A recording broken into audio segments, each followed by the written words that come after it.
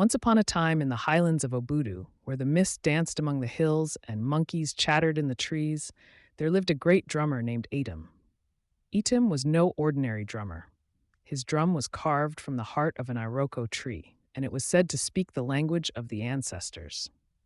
Every evening, the villagers would gather under the big baobab tree to listen to Edom's rhythms. He told stories with his drum of wars and peace, love and betrayal, rain and harvest. But what made his drum truly magical was its ability to answer questions when struck a certain way. Only the chosen could make it talk, and Edom had learned the secret from his grandmother, who was once the clan's storyteller. One season, the rain refused to fall. The rivers dried up, the yam tubers were stunted, goats bleated from thirst. The village priest, Eka Idom, said the gods were angry, but no one knew why. Edom's drum sat silent under his mat. He feared using it wrongly might worsen their plight. But one evening, as the sun died in red behind the hills, a young girl named Ini approached Edom. She was barely 10, but her eyes held the boldness of thunder. "Uncle," she said softly, "ask the drum what we have done." Edom hesitated. He had never used the drum to speak to the spirit world in front of a child. But something in Ini's voice reminded him of his grandmother.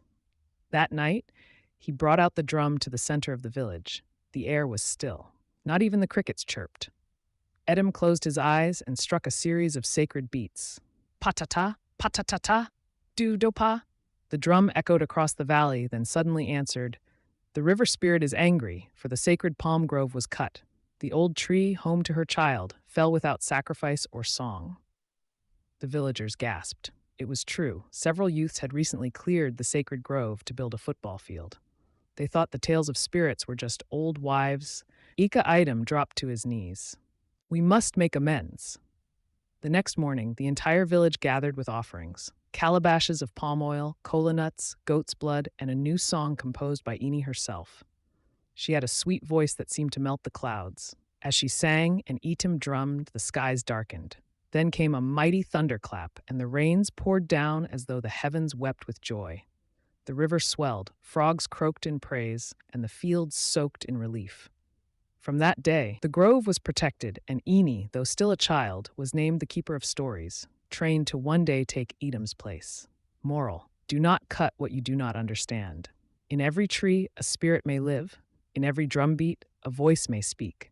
Honor your land, and your land will honor you.